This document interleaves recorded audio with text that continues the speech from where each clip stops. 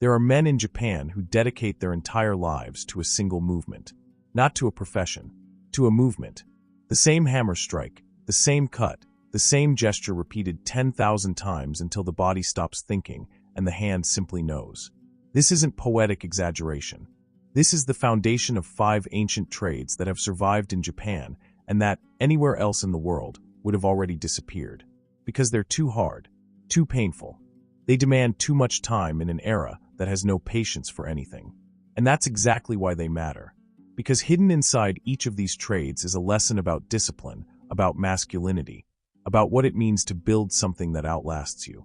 Stay until the end, because the last of these trades involves a mistake that kills in minutes, and the man who practices it spends years training just to never make that mistake. The first trade is that of the Tasho, the katana forger. Forget what the movies showed you. Forging a real Japanese sword isn't a process of hours. It's a process of months.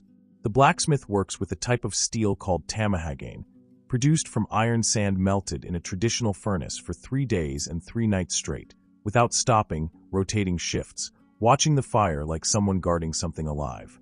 Then comes the folding. The steel is hammered, folded over itself, hammered again, folded again. Not once. Not 10 times. Sometimes more than 1,000 times. Each fold eliminates impurities and creates microscopic layers of steel that give the blade its strength and its absurd edge.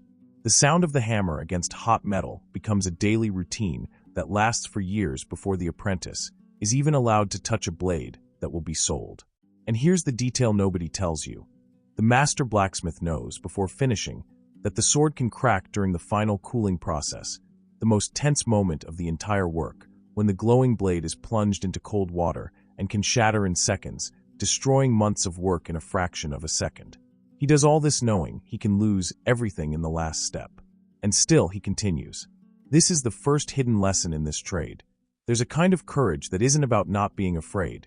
It's about continuing even knowing that failure is a real possibility until the very last second. The second trade is that of the Myadeku, the carpenter of temples and Shinto shrines. These men build giant wooden structures without using a single nail. None. Every piece of wood is joined to the other through complex geometric carvings, calculated by hand, that lock the entire structure together using nothing but the physics of wood against wood. Some of these joints have more than 200 different variations, and a carpenter needs to memorize dozens of them before being considered even minimally competent. Traditional training begins with years of cleaning the master's workshop, sharpening tools, without touching any wood at all. This isn't the master's cruelty. It's a filter. Only the ones who truly want to learn remain, because most give up before even touching a saw. And the most impressive part of all, at Ise Grand Shrine, one of the most sacred places in Shinto, there's a tradition called Shikinen Sengu, where the entire shrine is torn down and rebuilt from scratch every 20 years, exactly as it was more than 1,000 years ago, so that the knowledge is never lost and always passes from one generation of carpenters to the next. Think about that for a second. These men build something knowing it will be destroyed in 2 decades, and still they put into it the same level of perfection they would put into an eternal work. This is the complete opposite of the modern mindset of doing the bare minimum for immediate results. It's building with excellence even knowing the work is temporary, because the standard doesn't depend on the outcome, it depends on who you are while you work. The third trade belongs to the Yamabushi, the ascetic mountain monks, practitioners of a tradition called Shugendo. This might be the most physically brutal trade on this list, because it doesn't involve producing an object, it involves forging the body and mind itself through controlled suffering. The Yamabushi live in Japan's sacred mountains and submit themselves to rituals that include standing under freezing waterfalls for long periods in the dead of winter, climbing steep cliffs barefoot, fasting for entire days, eating almost nothing, and walking dozens of kilometers on pilgrimages that last weeks, carrying almost no equipment. All of this isn't suffering for suffering's sake. It's a method. The idea behind Shugendo is that comfort numbs perception, and that it's only through extreme discomfort, physical and mental, that a man can truly see who he really is, without the masks that everyday comfort allows him to keep wearing. A traditional Yamabushi doesn't talk about this as suffering. He talks about it as purification. And there's an ancient wisdom in this that modern psychology has only recently begun to validate. Moments of controlled physical discomfort, when faced voluntarily, measurably increase mental resilience and the ability to handle adversity in other areas of life. It's no coincidence that practically every warrior culture in history has had some kind of ritual of voluntary suffering. The body that learns to obey under pressure trains the mind not to panic when life, inevitably, applies real pressure. The fourth trade belongs to the Toby, the traditional construction workers who operate on bamboo scaffolding at extreme heights. While the entire world uses metal scaffolding and heavy safety equipment, the Toby in Japan still build temporary structures with tied bamboo, a technique that's existed for centuries and that, incredibly, is still used on many Japanese construction sites today, especially in temples and renovations of historic buildings. These men work wearing a traditional uniform called jikatabi, a type of boot with the big toe separated from the rest of the toes, which allows for much more precise balance while walking on narrow beams dozens of meters above the ground. Historically, the Toby were also the firefighters of the Edo period, climbing burning rooftops to tear down wooden structures by hand to stop fire from spreading through the entire city, at a time when Tokyo was built almost entirely of wood and paper. It was work of extreme physical risk, often fatal, and yet it became a source of pride, almost a status symbol among urban workers of that era. There's something deeply human in this.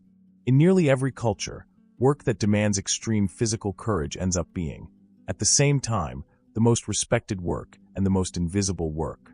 The Toby rarely appear in documentaries, rarely get celebrated, but without them, half of Japan's temples and historic buildings simply wouldn't have been built or preserved. It's the kind of work that builds the world in silence, without expecting applause, and maybe that's the purest definition of dignity in labor. The fifth and final trade is, without question, the most tense of all, the fugu chef. Fugu is the pufferfish, a fish whose internal organs contain a toxin called tetrodotoxin, more than 1,000 times more lethal than cyanide. There's no known antidote. If a chef cuts the fish the wrong way and leaves even minimal traces of poison on the meat, the person who eats that dish can start feeling tingling in the lips within minutes, followed by progressive paralysis, and death by asphyxiation while remaining fully conscious, unable to move or breathe.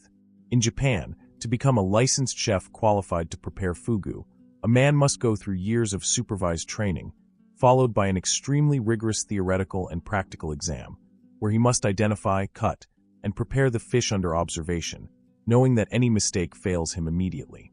The failure rate is extremely high, and even after passing, the psychological weight never disappears. Every fugu chef carries, for the rest of his career, the awareness that a single lapse in concentration can kill a customer sitting right in front of him. This changes the way this man works. Every cut is made with total mental presence, no distraction, no autopilot. And here's perhaps the most powerful lesson in this entire script. There's a kind of focus that only emerges when the consequences are real.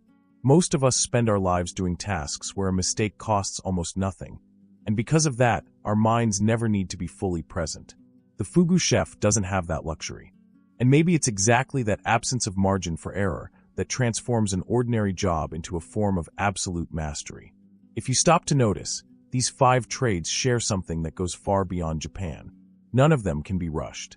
None of them can be outsourced to a shortcut. The blacksmith can't skip the 1,000 folds. The carpenter can't ignore the joints. The monk can't fake the fast. The scaffold worker can't balance without years of practice in his body. And the fugu chef can't prepare the dish distracted. We live in an era obsessed with speed, with instant results, with shortcuts. And these men, bound to a tradition centuries old, keep choosing the slow path, the hard path, the path that demands total presence. Not because they don't know a faster alternative exists, but because they understand something modernity insists on forgetting. True excellence was never about speed. It was always about repetition, about silent discipline, about accepting that mastering anything that truly matters will cost time, pain, and patience that most people aren't willing to pay. These 5 trades remain alive in Japan not by accident, but because there's a culture there that still deeply respects this kind of sacrifice. And maybe, after learning these stories, the question isn't really about Japan. It's about you. About what you're willing to repeat 10,000 times until you truly master it. If this script made you think differently, leave a comment below on which of these 5 trades impacted you the most, because this conversation deserves to continue.